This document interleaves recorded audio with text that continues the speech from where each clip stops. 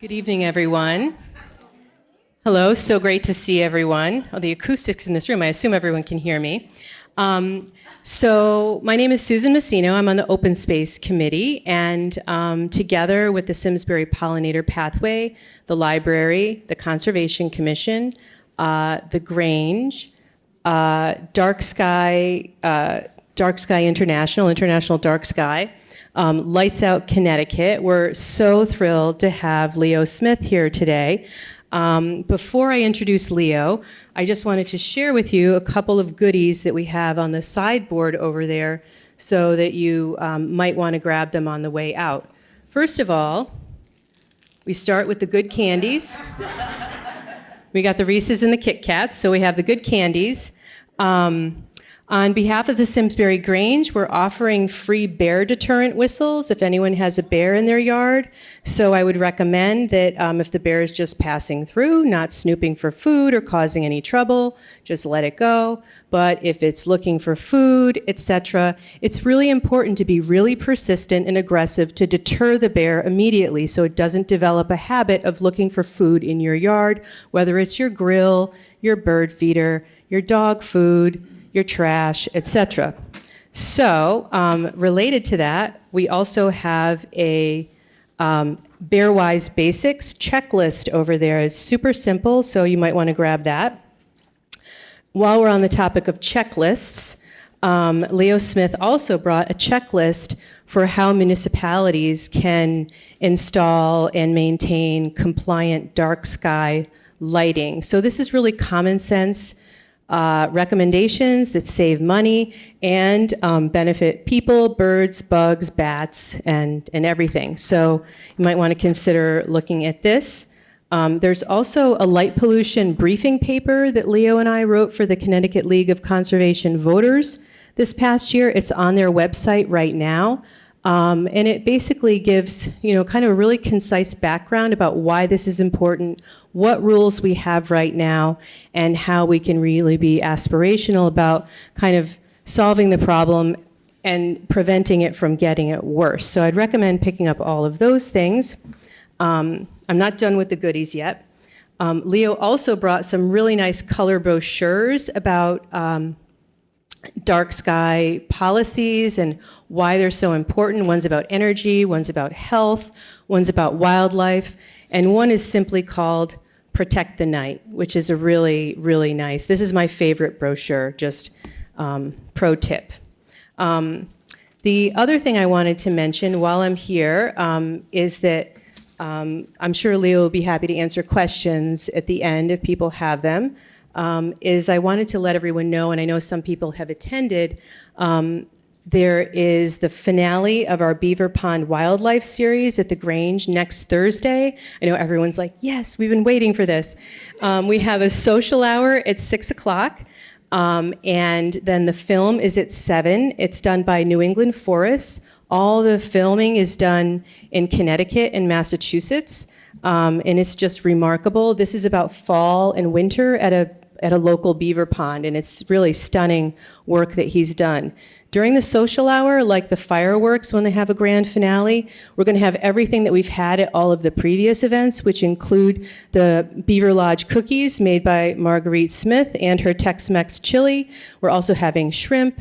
We'll be giving away the bear deterrent whistles, and Ray usually brings some logs that have been chewed on by beavers of various sizes, and a beaver skull, and who knows what else. As part of this home habitat series, on behalf of the Simsbury Pollinator Pathway, there is another event on November 28th called Beyond Bird Feeders. So how can you attract birds to your yard and not have to use a bird feeder, and therefore you don't have to worry about taking it up and down and worrying about the bears, and then the birds would be eating the right food that they need to keep them healthy.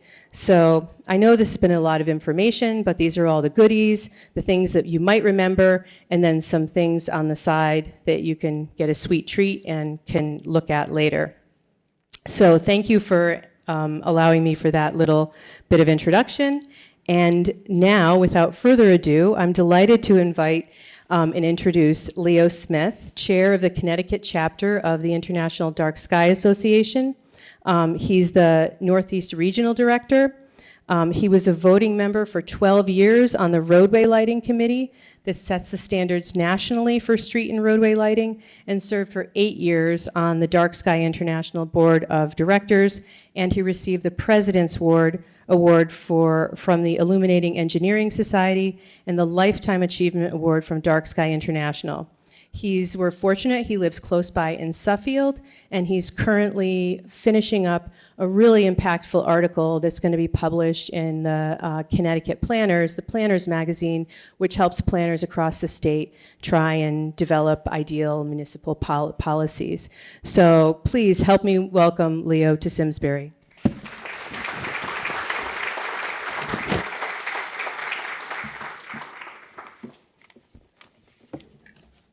Thank you, Susan. Light pollution has come a long way in the last 20 years in terms of public awareness. In 2001, we were promoting a statute to require all streetlights to be fully shielded. A lot of them had their drop lens where the light would refract and go into the sky. And so the first place we had to go was the Transportation Committee. And the chair, I called up and I got an appointment, so I go in. And he's at his desk and his glasses are down at the bottom of his nose and he's looking at papers on his desk and he looks up very briefly, says, "Okay, what are you here for?" And I looked at him and I said that I was here to talk to him about light pollution. And he froze and he looked up and he started this big grin. He thought that one of his cohorts, fellow legislators, had put me up to going into talking about something that didn't exist. Well, after a little while, he learned that light pollution did exist and that streetlight law was passed unanimously in 2001. But it has so much more than just the sky and the fact that you don't see the stars. There's, as you'll see in the presentation, health for animals, for us, the ecology. So can we turn this light down? All right, there we go. So for billions of years, the night was dark, and you could see the Milky Way.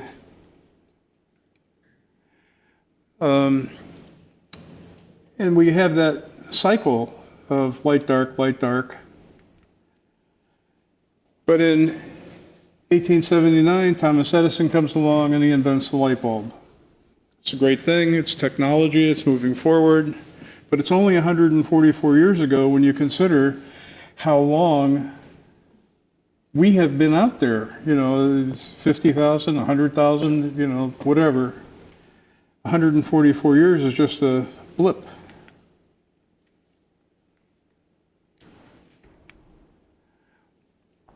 So what are the adverse consequences of light pollution? Everyone's familiar with light trespass when you're in a situation where someone's got light shining where you don't want it. Glare diminishes your ability to see. You've put out a lot more light, but now it's harder to see than it was perhaps when even there wasn't any light. Using more light than needed. An interesting tidbit, when you have a full moon and a clear sky, the foot candle reading of that full moon is 0.02 foot candle.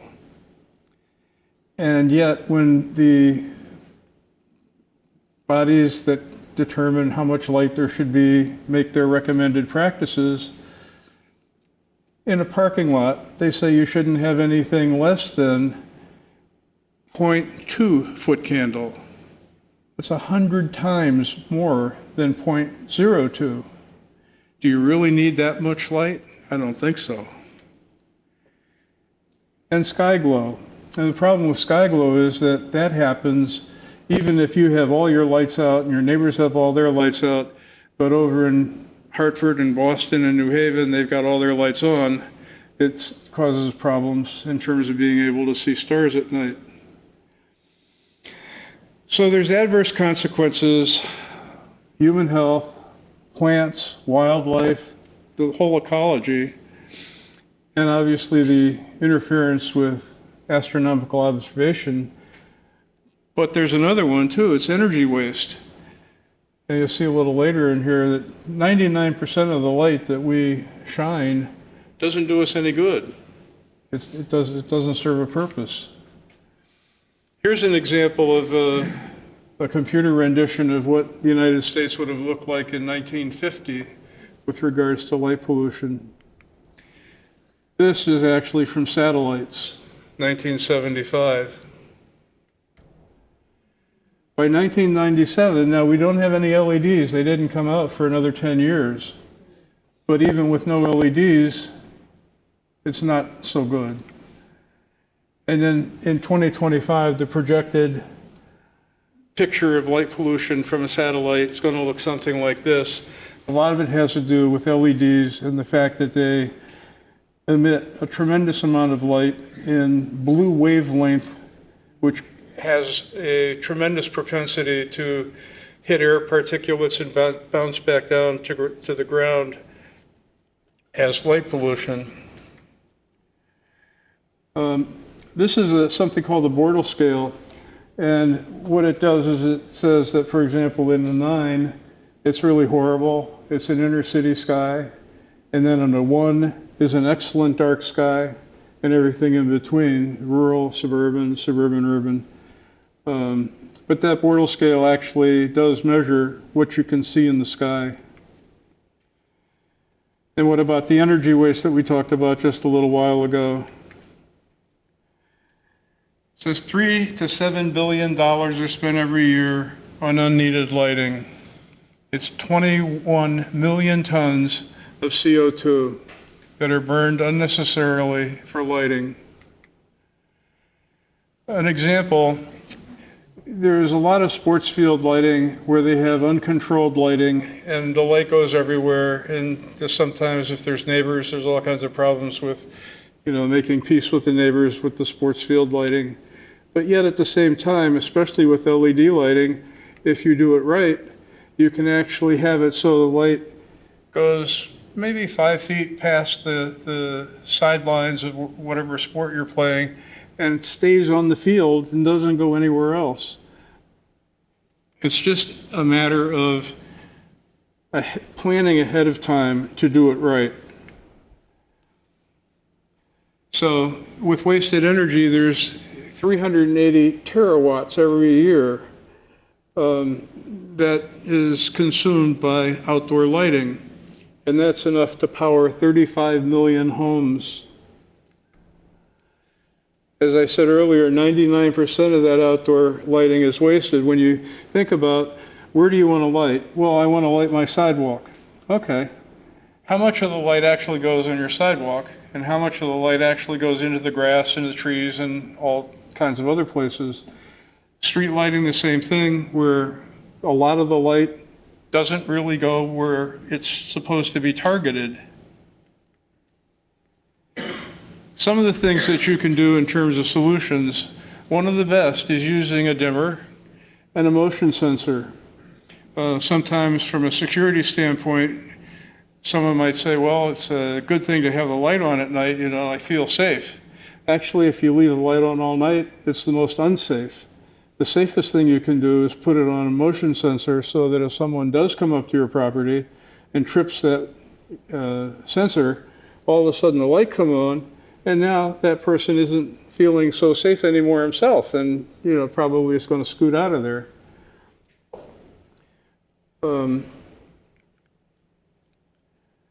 It has consequences for wildlife. You have a habitat disturbance, you have different behaviors of wildlife, and you have their survival. There's 100 million migratory birds that die each year because of light pollution.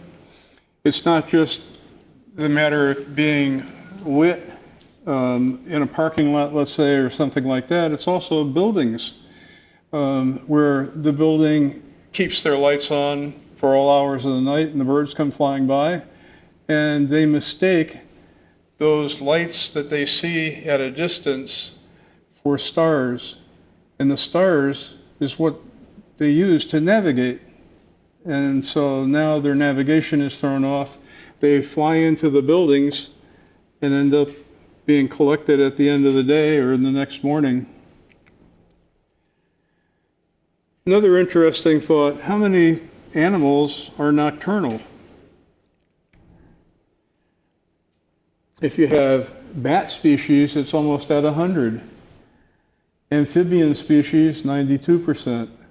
Mammals, 63%. That's a lot of animals. Invertebrate, also 63%. And primate, 30%.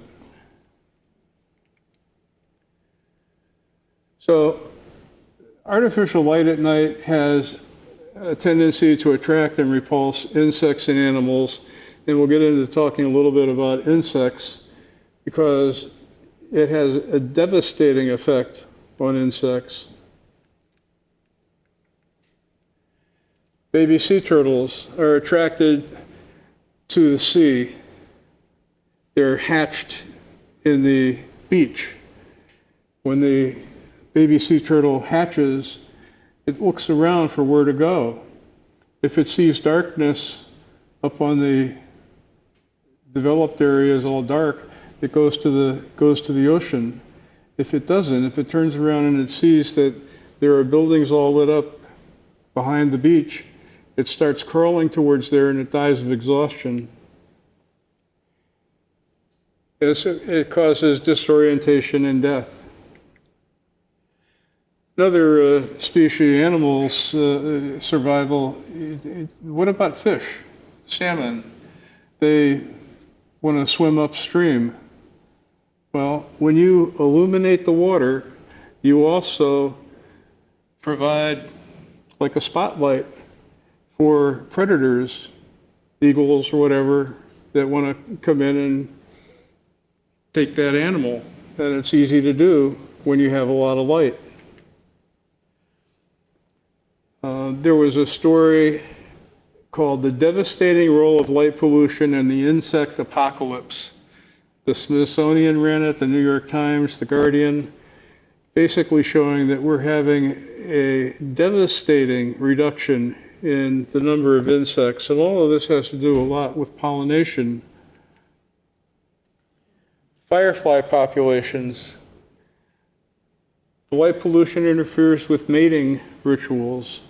And I remember when I was 10 years old, I could go out in the backyard and there were thousands and thousands and thousands of these fireflies out in the backyard during the summer. I don't see that anymore. So for insects, light pollution disrupts the normal flight activity. It attracts insects that don't normally move from their habitat, effectively trapped by the light. And the loss of the insect population is detrimental to us. So how about streetlights? How do they affect plants? There's a whole different ways that they do, but here's a visual. Here's a streetlight, and all of the leaves that are away from the streetlight have fallen off the tree. But those leaves that are close to the streetlight remain. And what about pollinators? We need them. Bumblebees pollinate our ecosystem and sustain our crops. 7 states have lost all of them. New York lost 99%. And light pollution is a contributing factor. As a matter of fact, in 2001, U.S. Fish and Wildlife determined that endangered species protections for bumblebees may be warranted. They haven't done it yet, but they're looking at it. A third of all human food requires pollinators. Many plants and flowers are pollinated by nocturnal insects or small animals, moths, bats. and altering the light conditions at night can further unravel our web of life, which ultimately depends on food sources. What about our health? How does light pollution affect us? This is a good example because there's so many of us that have, when you compare that old day and night, light and dark, now when it's dark outside, we're out there at the computer, we're out there at the TV, we're out there in the room with the lights on. So we basically don't have that same degree of light dark that we used to. One of the things that gets affected is melatonin. You may have heard of that. Melatonin affects your sleep cycle. And melatonin is reduced when you have light at night. And there are studies that show if you're in the city, let's say you're on a third floor apartment and there's a street light right outside you that shines light into your bedroom, if you are in an economic situation where you don't have the means to be able to go buy light blocking shades and so forth, the light is going to come through, that actually increases rates of cancer. The American Medical Association in 2016 did a report on the human and environmental effects of light emitting diodes, and we'll get into that a little later. Light at night is recent, only in the past 144 years, with 50,000 previous years of having bright days and dark nights. Scientific research ongoing regarding the disruption of the circadian rhythm, and more federal grants are now directed at light at night research. And there's all different aspects of it. It's not just not seeing the stars anymore. So in 2009, that's when the AMA came out with its first report. It recommended using shielded lighting for all future street lights to improve safety on the roads, especially for those that are visually impaired and older drivers. I'm 76, and when I drive down the road, street lights actually cause me a problem. My eye squints a little. And if you've ever been out on the road, when LED headlights first came on the market, remember they were blue? And remember how you were driving down the road and your eye said, "Whoa, this is not nice"? Yeah, that's the blue wavelength from the LED. They've corrected that. The color temperature is important. And this says down here, "Don't make me change the color temperature from the soft white to the harsh cool, because things will get ugly." So when the American Medical Association did their LED warning, they suggested using 3000 K. Let me explain what that is. All light, it has a correlated color temperature. And when it has a correlated color temperature, the blue is on one side, and that warm candle is on another side, and everything in between. They also recommended, again, fully shielding the lights and giving consideration to dimming LED lighting for off-peak time periods. In 2008, we were able to work with the Department of Public Utility Control in getting a new rate approved for streetlights that turn off at midnight. And when you think about all of those streetlights out there, if you're talking about the major highway, we could even talk about that, but let's let that go for a minute. What about that side street where the sidewalk rose up at 10 o'clock? There's no cars out there. No one's doing anything. No, why do we want to leave those streetlights on all night long? At least here, there's an opportunity for the town to save some money if it instead uses photo cells that are programmed to turn the light off at midnight. This is an example of the correlated color temperature. They call it a Kelvin temperature, where 1700 Kelvin is going to be your match flame. And when you get down to here, you're dealing with daylight, sun, And here's another interesting thing. You know, we lived for a long time with high pressure sodium lights. What were they? They were 2200 Kelvin, way up here, right? Why do we need them now to be, you know, they were 5,000, then they're 4,000, now a lot of them are 3,000? You don't really need any more than that. You were able to see fine when it was at 2200. And another thing about the motion sensors and timers is turning the lights out.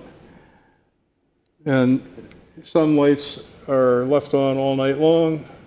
Car lots, for example, they call them open sales lots. Do you really need those lights on at 3 in the morning? I don't think so.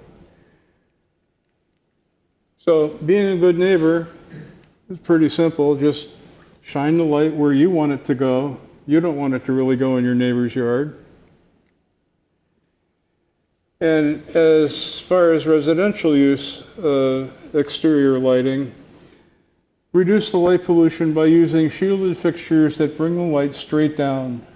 So you're not shining the light in places that you really didn't want it to go anyhow. Use timers or motion sensors. They're wonderful. They save money.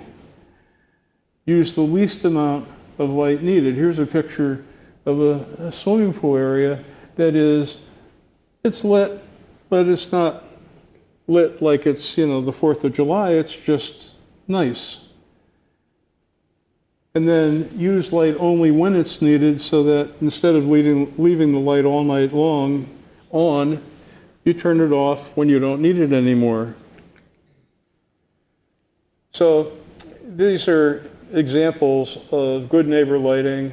Fully shielded fixtures are fixtures that house the lighting unit up in the shell at the top. So all the light shines down, instead of having the light like right here where it would blast out everywhere.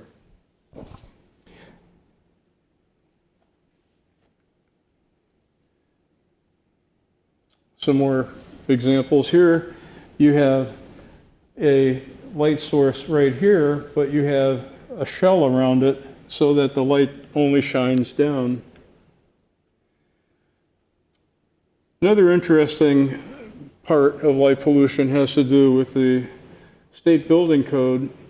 There was a light pollution control amendment that was approved in 2004. And what does that require? First of all, it has nothing to do with residences. It only has to do with commercial properties. But in that, it requires that all commercial property use lights that are fully shielded. And just 2 years ago, the building code came out with a new edition that requires that building facade and landscape lighting must be shut off an hour after the business closes and remain shut off until an hour before it opens. The light pollution control amendment that I talked about earlier requires that it's going to be fully shielded for all lighting with some exceptions. No, you don't have to light the light in your swimming pool. You don't have to shield that. And there are others you don't have to shield. Christmas tree lights, if you have your business and you want to put out those lights. But anything that has a substantial amount of light, your parking lot lighting, your general area lighting, they all have to be shielded. And as far as using streetlights more effectively, I mentioned earlier that 2001 law and the fact that the Public Utility Control Authority approved the rate for streetlights. But one of the things that we could do with streetlights at the municipal level is to adopt a streetlight master plan. What is that? A streetlight master plan. Right now, let's say somebody comes in and talks to the town engineer. Hey, I want a streetlight. You know, Tom across the street from me, you know, he's got one. I want one. You know, hey, why should he get one and I don't? Right? Well, what you do is you have a streetlight master plan in place that identifies the specific reasons why a streetlight is warranted. And what you do is after you've adopted that policy, you then take a look at auditing all of the streetlights in town to see if they meet one of that warranting criteria. If they do, fine, keep it. But if they don't, consider taking it down. So there's an interest in keeping a dark corridor for migration. It's just way, way, way overlit, more than we really need.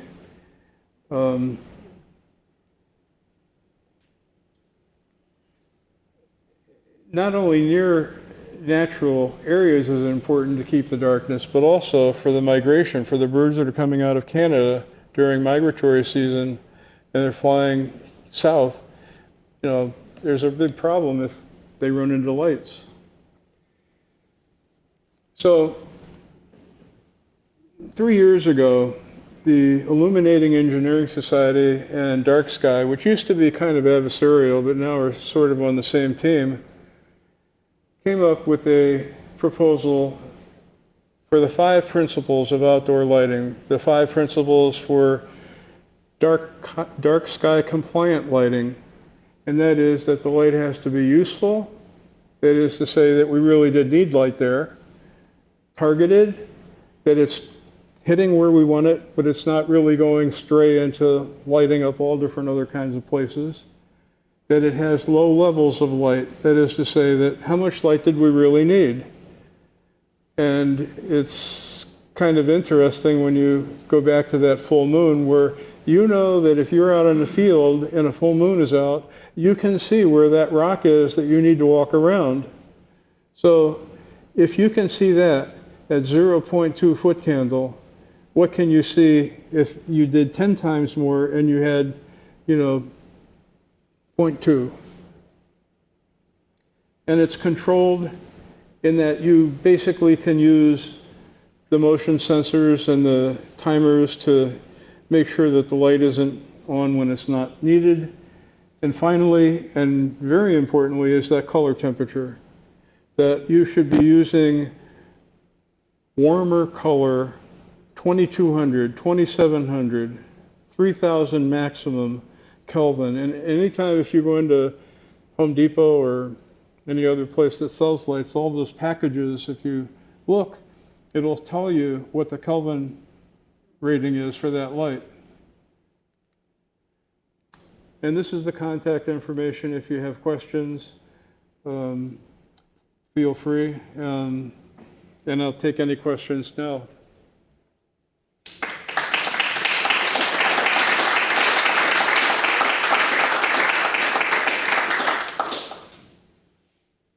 Give you a little bit more light, Leo, for the questions. Yeah, just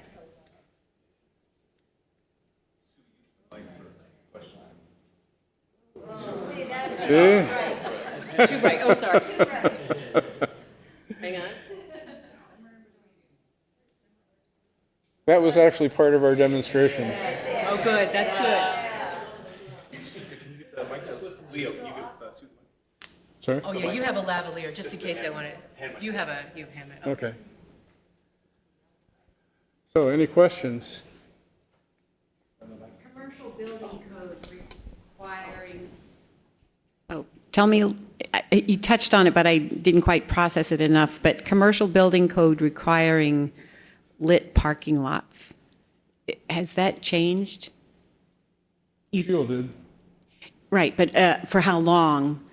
Because I was told parking lot lights need to be on all night, but did that change? Or is that just the suggestion? The building code for parking lot lighting Yeah, says that all those parking lot lights need to be shielded in full, okay? Right.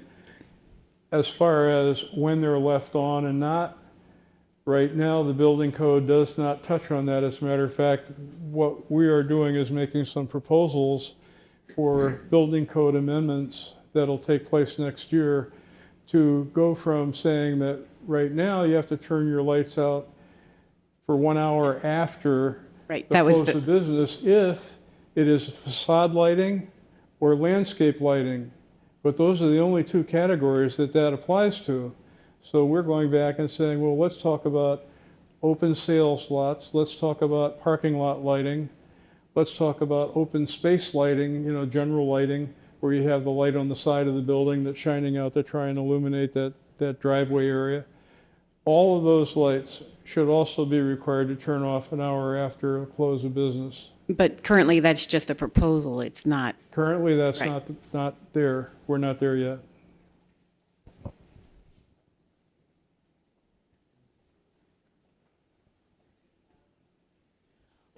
Regarding shielding the lights, what about the lights when there's a sign in front of a commercial building and it has a bright light shining on each side? And so when you drive by, often the light will come into your eyes. It's still bright. There's no shield on the light because it's down, shielding up, onto a 5-foot-high sign. There are some ways to resolve that.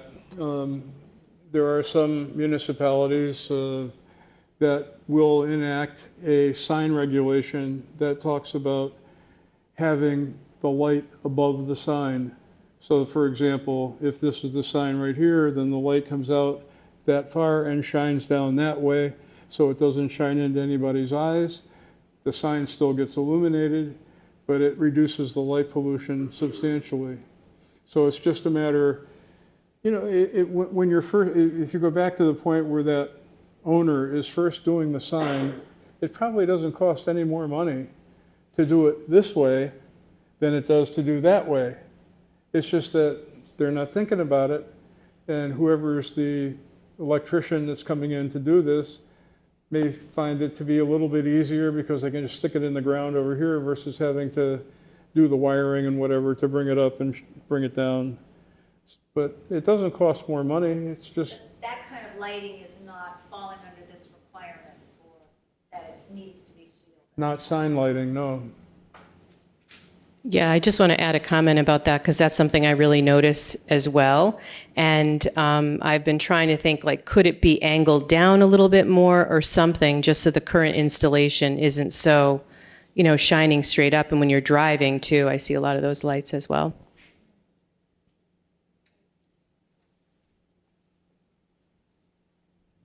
Do you have any resources for residential lighting yet? Because I know I looked probably a couple of years ago when I resided my house.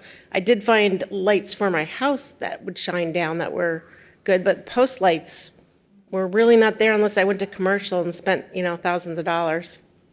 There are, if you go onto the Dark Sky International website, they have been working now for probably 15 years with manufacturers who want to get the seal of approval.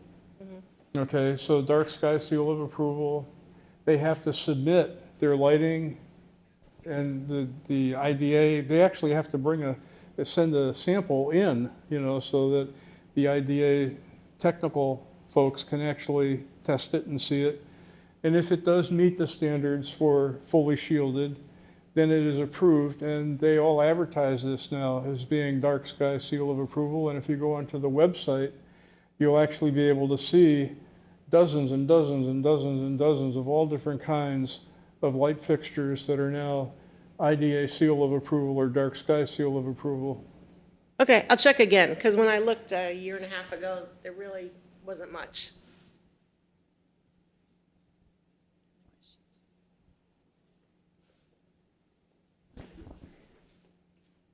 Hi, great work on addressing all that you have with educating the public. I'm impressed.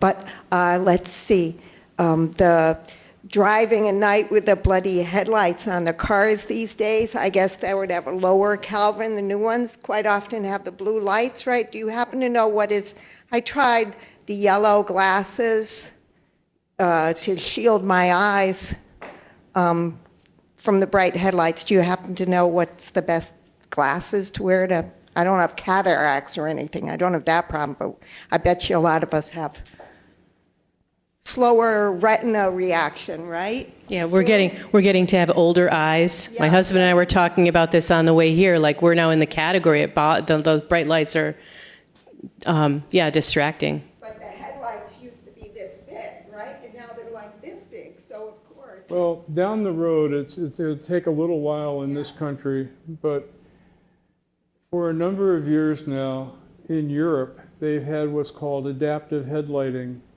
And what happens there is the headlight goes on high beam headlight, and there is a camera inside the headlight of the car looking out. When it sees light coming at it from the other direction, it then takes that headlight, which used to be like this, and makes it go like that. So that now the light is just shining over on this side, it's not shining into the oncoming traffic.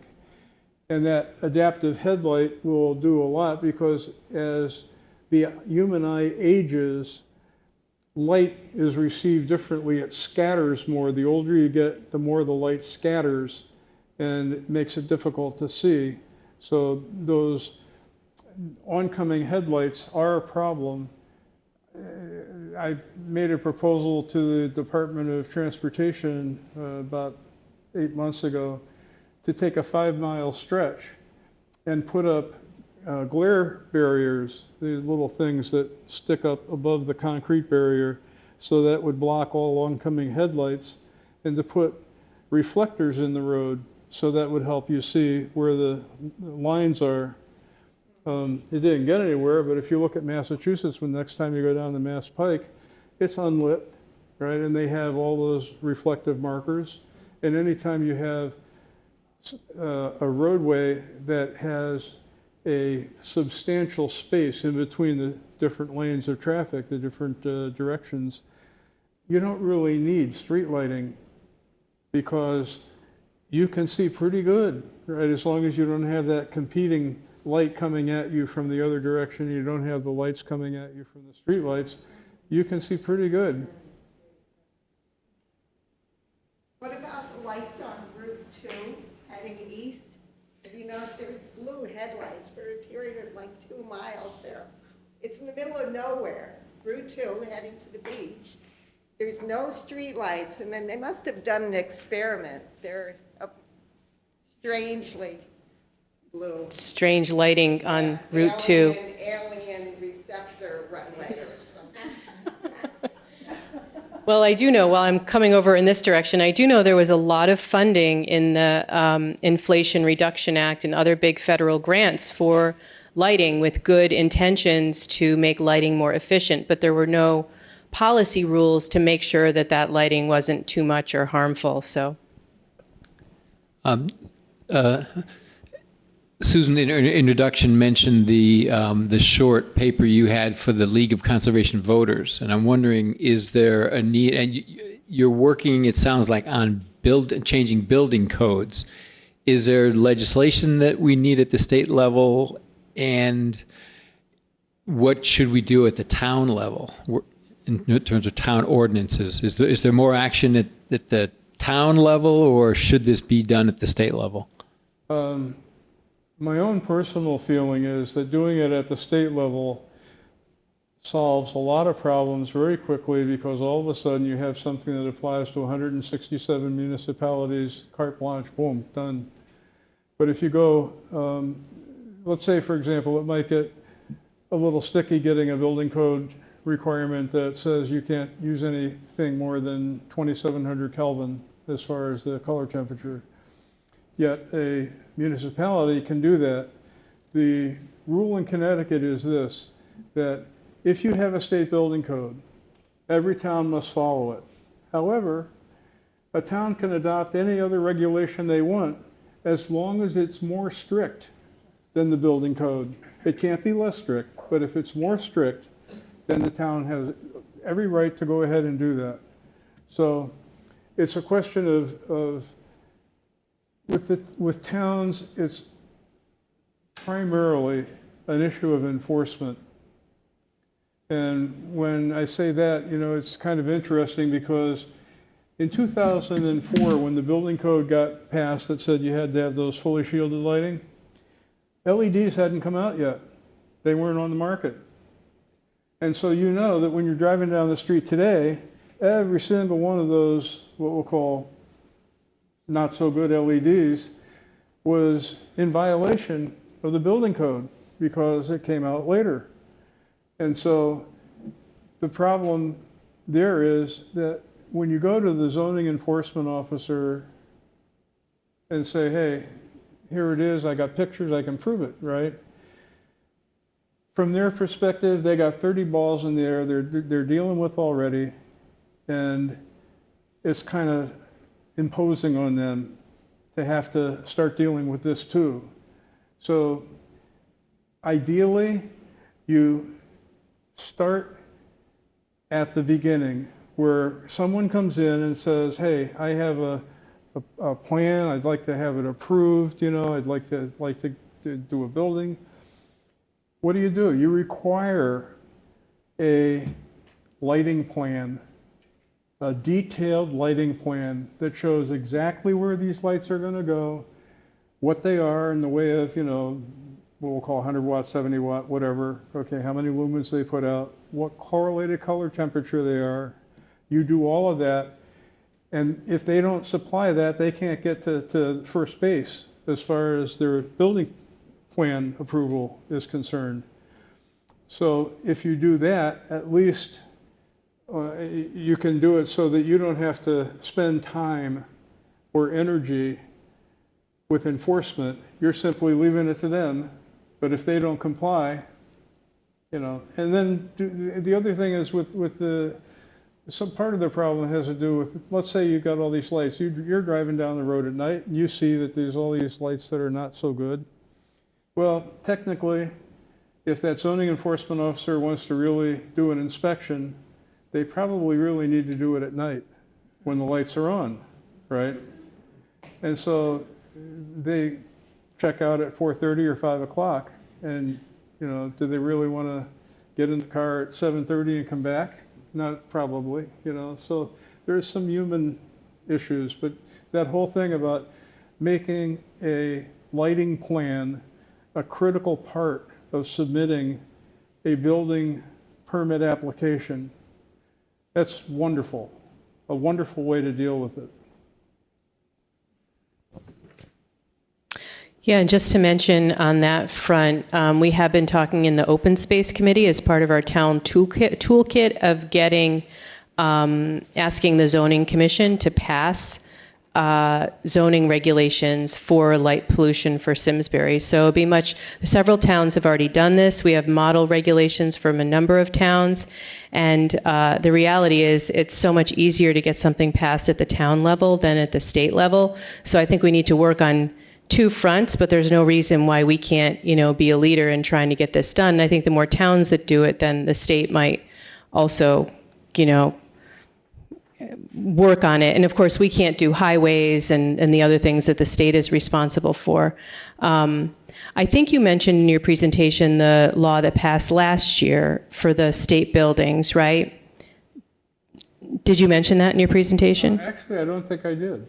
Okay, I wasn't sure if you did or not, so I wanted to just, do you want to mention that?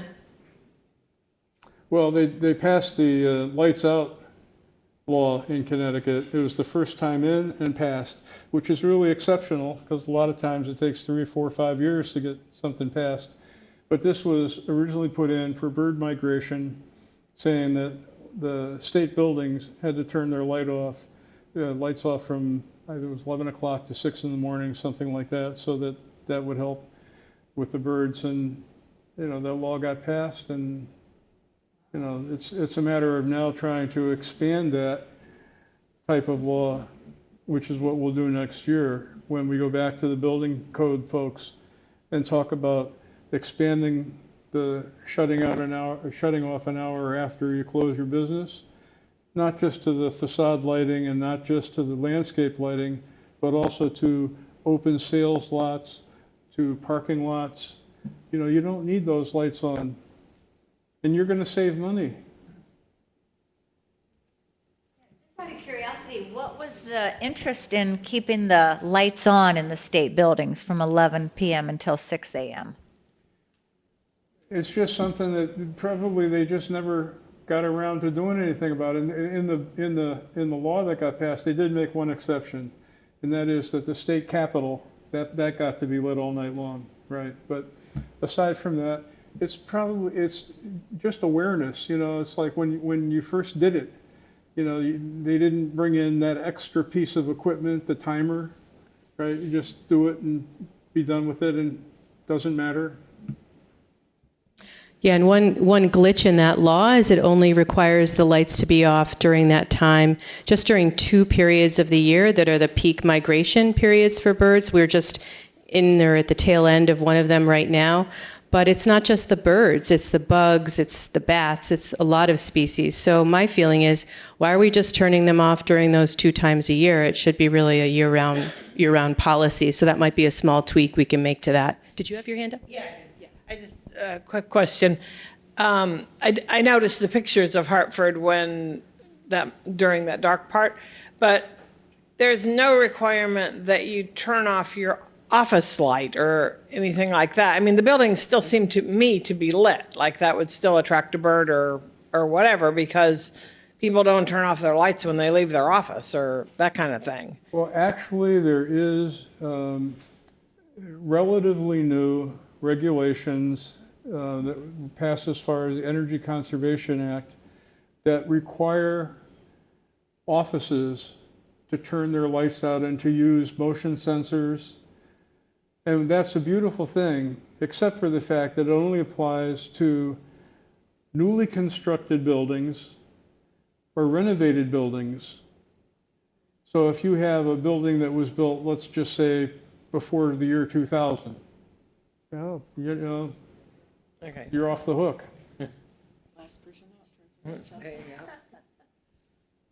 Yeah, so we just have to get people to do the right thing, even if they're not required to.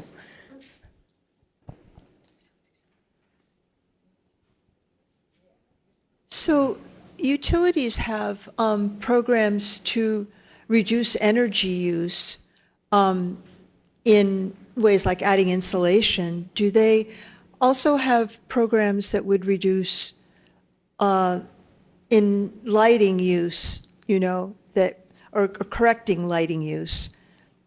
Utilities? Subsidized, like give you money to do it the right way kind of thing?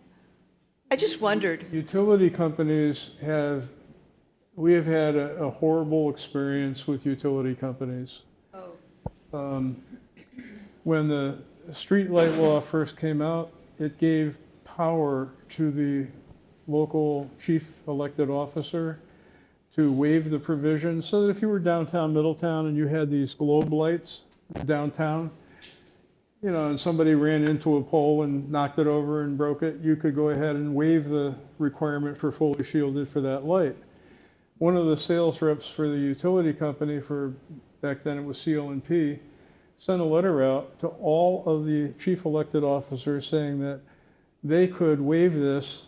All they had to do is sign a waiver, and he quite graciously wrote the letter for them. So all they would have to do is sign it and send it in. And so we said, hey, this isn't right. We went back to the Public Utility Control Authority, and they held a hearing on this. And when the hearing took place, the utility company at that point, we're talking the president, right, is doing backflips, okay, about how this wasn't right. I can't believe this happened. At the hearing, we had a representative, a state rep, who was flying on vacation later in the afternoon. At 10 o'clock in the morning, she showed up there to testify, and they were fined a goodly amount of money, and but their bottom line is this: they want to have as many streetlights out there as they can get, and they don't want to be encumbered. And the other thing is the floodlights. If you've ever noticed the floodlights that are located on the utility poles, we had another law passed that said that all of those lights had to be sufficiently shielded so that you can't see that light from 65 feet down the road, and you can't see that light from the property line that divides that property from the next neighbor. Well, if we really strictly applied that, most of them would come down. But not only does the utility company not pay attention to the law, but the state regulators don't pay attention to the law because they know that this is let's just say it's a source of financial support for the utility company. And if they can get money that way, maybe they can keep the rates down for everybody else. That's the psychology. Dear. Well, that doesn't sound good. And I do know from, from just in our town budget, I do know one of the costs that's been going up a lot is utilities. So, being thoughtful about our lighting could help with that. And we don't have to listen to whether they want us to buy their energy or not. Thank you. Hi, thank you. You have given us so many different things to think about, from street lights to headlights to parking lot floodlights, et cetera, et cetera, et cetera. In terms of a take-home message for us who are an interested group, obviously, of individuals who want to do something about light pollution, what are the 2 or 3 most important targets that we should be focused on as a general public? Using motion sensors and timers, are probably right there at the top to avoid leaving lights on all night long. And there are actually, in technology, there are some streetlights out there in California that they're testing where they are off until a car goes by. But using a motion sensor is wonderful. A timer is good. Street lighting is important when, as Susan had mentioned, I was on the roadway lighting committee for 12 years. It's part of the Illuminating Engineering Society. It sets all of the standards for roadway lighting. I can tell you categorically that maybe 70% of all the streetlights out there contribute absolutely nothing to crash avoidance. And not only that, but all of the streetlights that are located on wooden utility poles are spread too far apart to meet the recommendations. The recommendations are there to say that you don't go through light, dark, light, dark, light, dark. That what you do is you keep the lights close enough together so that in the middle, where it's the dimmest, is 20% of the light value of what you have in measuring the light directly underneath that street light. So you don't go through light, dark, light, dark. But that requires, like you see on an interstate highway, independent poles that are dedicated only to the street light. When you start using the wooden utility poles that are out there now, they're dedicated really to the wire weight distribution. And that wire weight distribution allows the poles to be spread much further apart. One thing that did happen while I was on that committee is that we did actually recommend that if a town was in a situation where they were not going to comply, that it might be better not to light the road at all than to light it where you don't have that minimum to maximum ratio, where the poles are too far apart. We could probably take, the thing is, theoretically, yes, we could take 70% of the streetlights down and there would be no harm to public safety, none. But at the same time, there's a substantial body politic out there that, let's just say they're afraid of the dark, or they feel that light equals safety. And it's hard to get over that. We could produce studies for them that would show that that really isn't true. And there are studies out there that show that. But still, that getting over that fear of darkness, that's a tough one. Yeah, just to follow up on that in terms of the streetlight issue, we do have, I think, a very good streetlight situation in Simsbury. Our lights are appropriate color, and we really don't have a lot of excessive streetlights, so I think we're in decent shape about that. And I've talked to Tom Roy about our streetlight situation. He's very knowledgeable about the light issue. But your original point is, your own property. Make sure that you don't have on lights that are too bright or don't have motion sensors or dimmers or whatever. I think another thing is, public education, talking to people about it, because a lot of people really aren't aware of this problem. My family has said to me, oh, you're just super sensitive about it. But then when I talk to other people, you realize that other people are noticing it as well and just haven't thought about talking about it. So I think we need to create more public awareness and public education.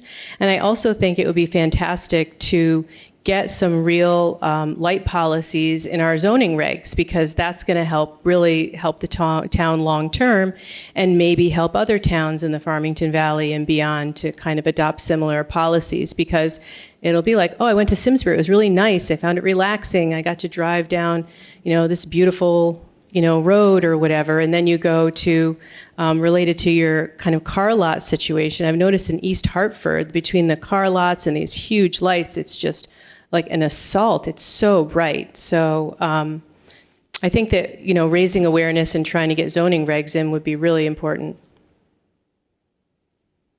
One question.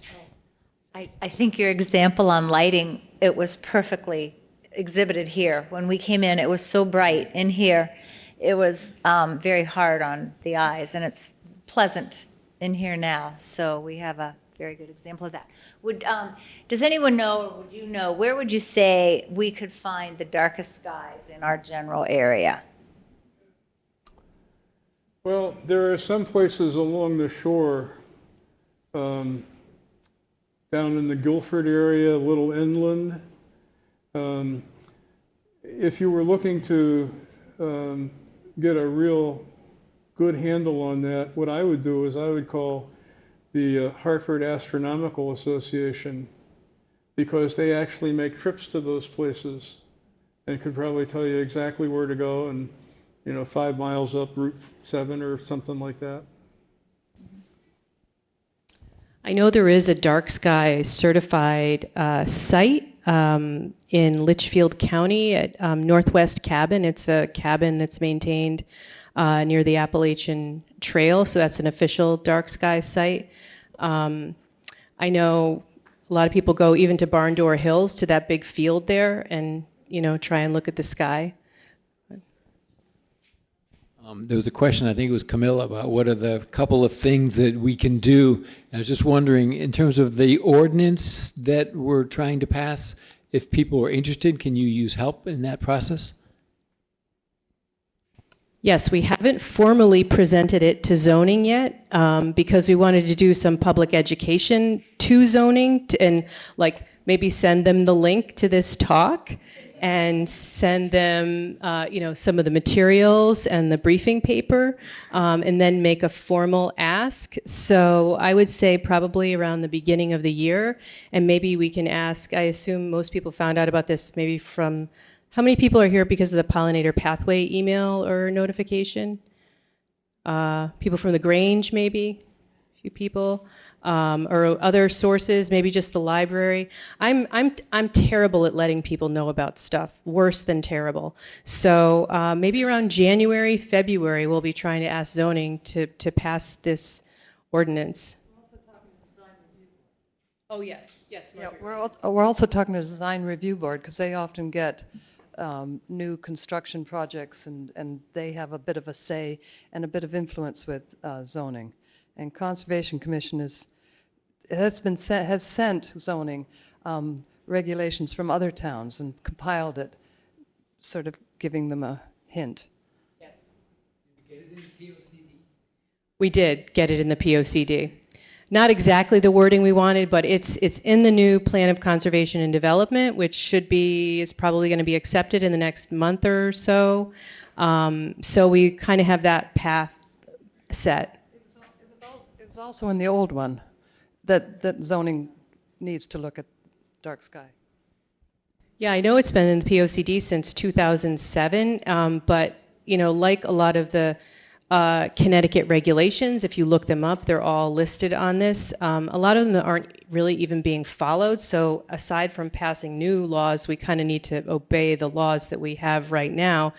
But I do know some private developments went in since that we had that dark sky kind of policy in the POCD, and there have been private developments that have put up next to a wetland a series of globe streetlights that look like, 8 moons around the wetland that they work so hard not to disturb. So it's really easy to make mistakes if you're not really aware of this issue. And that's why it's so helpful to have in place the requirement that if you're coming in for approval for a permit for a new building, show us that lighting plan in detail, right? You didn't bring that? Come back, all right? You have to present that. Great. Maybe take one more question. You showed a picture of the New England with, you were talking about dark corridors for migratory birds, I guess, or animals. It looked like Rhode Island was the dark place. I don't know if that means that they were all on board with that, or I was trying to figure out if I was understanding it right. It seemed like, yeah. How would you get such a corridor? Yeah. So that's just a very rural corridor at the border of Connecticut and Rhode Island, which has the biggest state park in Connecticut, is 28,000 acres on the border, and then Rhode Island has some huge areas, a lot of wetlands that are right there. So that's why that area is so dark. Plus, it's quite rural, and it's called the Last Green Valley because it's really one of the darkest areas in between Boston and Washington, D.C. So it's just a really critical area for migrating birds and other species. So you're right, it does involve Rhode Island. Okay, one more question. Do you think it would be feasible to get some sort of law passed that would restrict the selling of any residential use lights over 2,700 or 3,000 Kelvin? I mean, why would somebody need a 5,000 Kelvin You wouldn't. porch light? You wouldn't. And here's the thing. Going back to the 80s and 90s when all you had was high pressure sodium, that was 2,200. I'll give you one example of something that's good about high Kelvin. You're a jeweler, and you know that jewelry case you have? You really want those colors to really shine, and you want them to really show, okay? Yes, 5,000 Kelvin there, what's a wonderful thing? It's good, it does what it's supposed to do. But when you get out to that parking lot, or you get out to that general area lighting, or any residential application, you don't need anything more than 2,200 Kelvin. You don't need it. And if that's all you had, you would never walk away saying, geez, like this is, something's not right here. It's just, what happened here was this. The lighting industry, the LED manufacturers, the light emitting diodes, when they first came out, they sold them as what I'll call naked little light emitting diodes. And they had 6,000 or 6,500 Kelvin. And after they got a lot of blowback from that, there were people that were actually saying you have to take all these street lights down and replace them. And some communities did that. They started using the LED after dipping it into a substance that coats that LED so that it blocks a lot of that blue wavelength light. It's more fragile, it can't really break through, but the yellow and reddish colors do break through.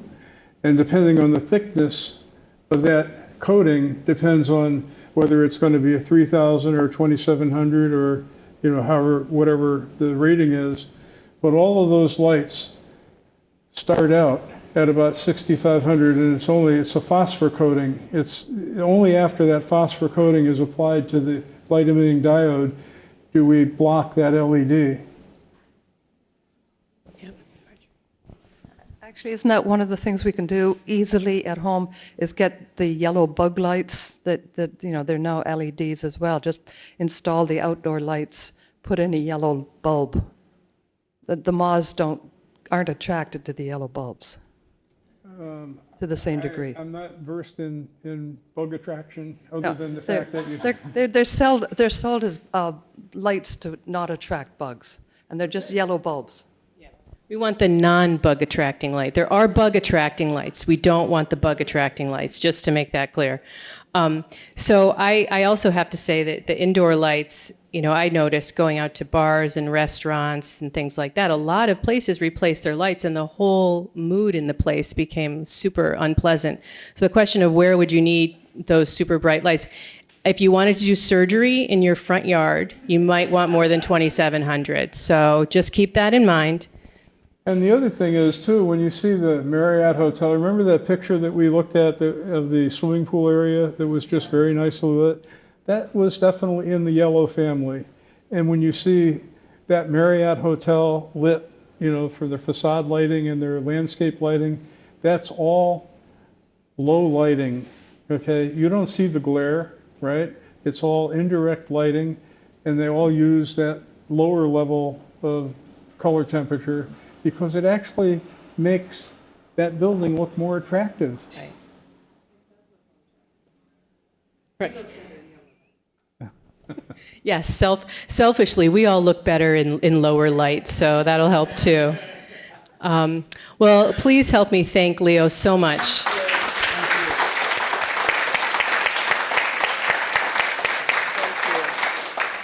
And please don't forget to take the goodies and educational materials.